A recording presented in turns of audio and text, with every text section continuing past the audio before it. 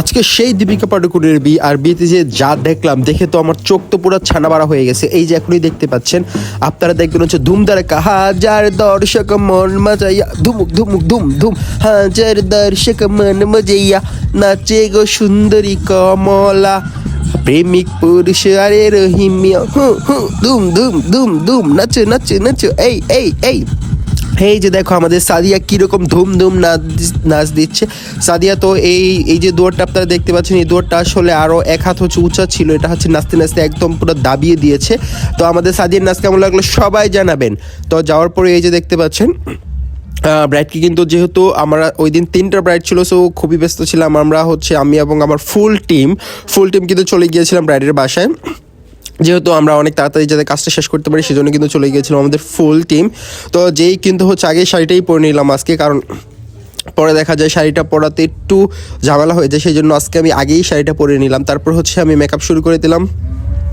তো যাই হোক, আমি যে কথাটা চালাক আমার বউ তো সেটা জানে না, কারণ হচ্ছে একটা কথা শেয়ার করি, যে সেটা হচ্ছে আমাদের বিবাহবার্ষিকীতে কিন্তু আমার বউ আমার কাছ থেকে একটা গাড়ি চেয়েছিল। তো আমি কিন্তু আমার বউকে বললাম যে গাড়ি দিয়ে তুমি কি করবা, গাড়িতে তো তুমি মাঝে মাঝে উঠবা, আর তোমাকে একটা ডায়মন্ডের নেকলেস কিনে দিব অনেক দামি, ঠিক আছে? তো ও তো সে রাজি হয়ে গেলো, আচ্ছা বলছে ঠিক আছে তাহলে গাড়ি লাগবে না, ডায়মন্ডের নেকলেসই কিনে দাও।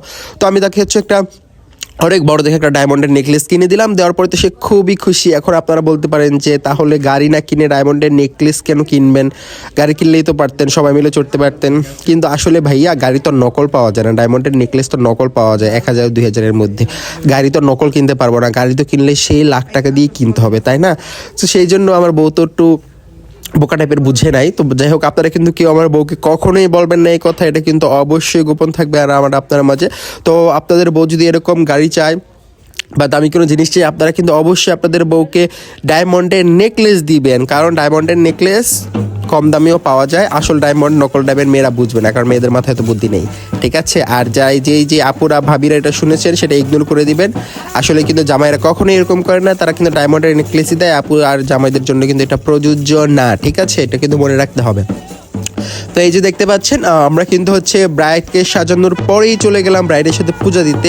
এটা হচ্ছে ওদের একটা রিচুয়ালস, যে ওদের এখানে একটা ছোট্ট মন্দিরের মতো আছে গাছের তলে, সেখানে একটা পূজা দিতে হয়। এই যে চলে যাচ্ছে আমাদের ব্রাইড পূজা দিতে, এই যে দেখতে পাচ্ছেন পূজা টুজা দিয়ে কিন্তু এখানে কিন্তু অনেকক্ষণ সময় লেগেছিল, যেহেতু এটা একটা রিচুয়ালস। আমি কিন্তু সুন্দর সুন্দর কিছু ক্লিপ নিচ্ছিলাম। এই যে দেখতে পাচ্ছেন বউ কিন্তু খুবই সুইট লাগছে, খুবই সুইট লাগছে। আর আজকের লুকটা কেমন হয়েছে অবশ্যই অবশ্যই অবশ্যই জানাবেন। আর সামনের চুলটা কিন্তু হচ্ছে ব্রাইডের ইচ্ছাতেই রাখা হয়েছে। সামনে ব্রাইড বলতেছিল যে আমি সামনে কিছু চুল রাখবো, সেটা হচ্ছে আমার ইচ্ছে। তো যাই হোক, ব্রাইডের ইচ্ছা মতোই কিন্তু চুলটা রাখা হয়েছে। এই তো দীপিকা পাডুকোনের লুক কিন্তু আজকের মতো কমপ্লিট হয়ে গেল। লুক কিন্তু সবাই অনেক পছন্দ করেছে। এই যে দেখতে পাচ্ছেন আন্ডা বাচ্চারা, সব আন্ডা বাচ্চারা কিন্তু চলে আসছে এখানে ব্রাইডের সাথে পূজা দিতে। ওরা কিন্তু আসলে ব্রাইডের বডিগার্ড হিসেবে কাজ করেছে কয়েকদিন। ওরা কিন্তু ব্রাইডের বডিগার্ড হিসেবে নিয়োগ পেয়েছিল, কারণ ব্রাইডকে যে এত সুন্দর লাগছিল কখন কে ধরে নিয়ে যায় বলা তো যায় না। সবাই ভালো থাকবা।